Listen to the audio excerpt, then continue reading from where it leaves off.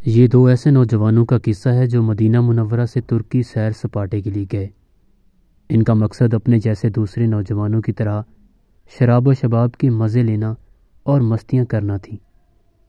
Istanbul پہنچتے ہی ندیدوں کی طرح انہوں نے سب سے پہلے کچھ کھانے پینے کی اشیاء کے علاوہ اپنا مدعا اول شراب کی بوتلیں خریدیں اور ٹیکسی پر بیٹھ کر ہوٹل کی طرف روانہ ہوئے۔ ہوٹل انہوں نے شہر کے مضافات میں جا کر ایسا پسند کیا جہاں انہیں کوئی جاننے پہچاننے والا نہ دیکھ سکے۔ کاؤنٹر پر رجسٹریشن کراتے ہوئے کلرک کو جیسے ہی پتہ چلا یہ دونوں مدینہ شریف سے آئے ہیں تو اس نے عام کمرے کے ریٹ میں ان کو ایک سویٹ کھلوا کر دے دیا۔ اہل مدینہ چل کر اس کے ہوٹل میں آ گئے۔ اس کی خوشی دیدنی تھی۔ دونوں کمرے میں پہنچے اور بس بوتلیں کھول کر میدے میں انڈیلنے بیٹھ گئے۔ ایک تو کم ظرف نکلا، کچھ ہی دیر میں نشے سے دھت بے سدھ سا سو گیا، جبکہ دوسرا نیم مدہوش باقی کی بوتلوں کو کل کے لیے چھوڑ کر سو گیا۔ ان کو سوتے کچھ ہی دیر گزری ہوگی، کسی نے دروازہ کھٹکھٹایا۔ صبح کے 4:30 بجے تھے۔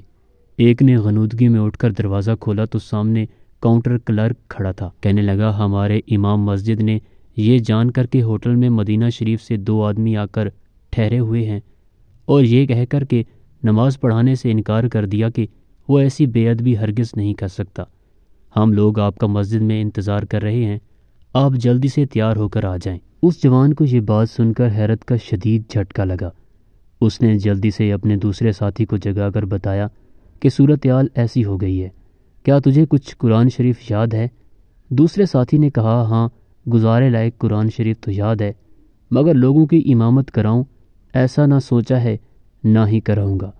دونوں سر جوڑ کر بیٹھ گئے اور لگے سوچنے کہ اس گلے آن پڑی مصیبت سے کیسے جان چھڑائے۔ اسی اثناء میں ایک بار پھر دروازہ کھٹکا۔ کاؤنٹر کلرک کہہ رہا تھا، بھائیو جلدی کرو، ہم لوگ مسجد میں آپ کے منتظر ہیں، کہیں نماز میں دیر نہ ہو جائے۔ ایک کے بعد دوسرے نے بھاگ کر غسل کیا، جلدی سے تیار ہو کر نیچے مسجد پہنچے۔ کیا دیکھتے ہیں کہ مسجد نمازیوں سے بھری ہوئی ہے۔ ایسا لگتا تھا نماز فجر کے لیے نہیں، لوگ مدینہ شریف کے شہزادوں کی اقتداء میں جمعہ کی نماز کے لیے اہتمام سے بیٹھے ہوں۔ ایک جوان کہتا ہے، میں مصلی پر چڑھا، اللہ اکبر کہہ کر لڑکھڑاتی زبان سے الحمدللہ رب العالمین پڑھا۔ نمازیوں میں سے کسی کی اس تصور سے کہ مدینے کا مکین دیار حبیب صلی اللہ علیہ وآلہ وسلم سے آیا ہوا اور مسجد رسول کا ہمسایہ انہیں نماز پڑھا رہا ہے کی سسکاری نکل گئی۔ پھر کیا تھا، کائیوں کے ضبط کے بندھن ٹوٹے۔ کہتا ہے، نمازیوں کے رونے سے میری ندامت کیا بڑھی کہ میں بھی رو پڑا۔ سورہ فاتحہ کے بعد میں نے پڑھی تو محض سورۃ اخلاص ہی، مگر اپنے پورے اخلاص کے ساتھ۔ نماز ختم ہوئی، نمازی میرے ساتھ مصافحہ کرنے کے لیے امٹ پڑے اور کئی ایک تو فرط محبت سے مجھے گلے بھی لگا رہے تھے۔ میں سر جھکائے کھڑا اپنا محاسبہ کر رہا تھا۔